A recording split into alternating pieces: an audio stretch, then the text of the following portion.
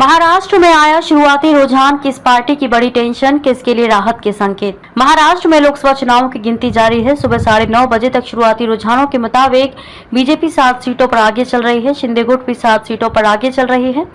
उद्धव गुट 6 सीटों पर, कांग्रेस 2 सीटों पर, शरद पवार की पार्टी 1 सीट और निर्दलीय 1 पर आगे चल रही है। बारामती सीट पर सुप्रिया सुले आगे चल रहे, पवार पीछे चल रही हैं। मुंबई नॉर्थ सीट से पीयूष गोयल आगे चल रहे हैं। अमरावती में नवनीत राणा पीछे चल रही हैं।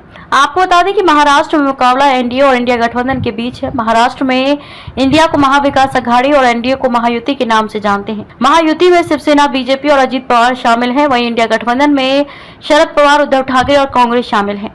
कौन कितनी सीटों पर लगा था चुनाव। महाराष्ट्र में बीजेपी 23 सीटों पर चुनाव लड़ी थी। शिवसेना शिंदे गुट 15 सीटों पर चुनाव लड़ी। एनसीपी अजित पवार गुट 4 सीटों पर मैदान में उतरी थी। वहीं इंडिया गठबंधन में उद्धव ठाकरे की पार्टी 21 सीटों पर, कांग्रेस 17 सीटों पर और शरद पवार की पार्टी 10 सीटों पर मैदान में उतरी थी। ज्यादातर एग्जिट पोल में महाराष्ट्र में एनडीए और इंडिया गठबंधन के बीच कांटे की टक्कर दिखाई गई थी। महाराष्ट्र में लोकसभा की 48 सीटें हैं। ये लोकसभा सीटों के लिहाज से देश का दूसरा सबसे बड़ा राज्य है। यहाँ की सभी 48 सीटों पर 5 चरणों में चुनाव हुए थे।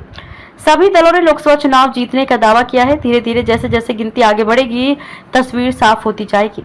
वैसे तो चुनाव हर दल के लिए अहम होता है, लेकिन जहां तक उद्धव ठाकरे और शरद पवार का सवाल है, इन दोनों के लिए ये चुनाव साख का सवाल है। दोनों दलों में दो फाड़ हो गया है और नई पार्टी बन गई।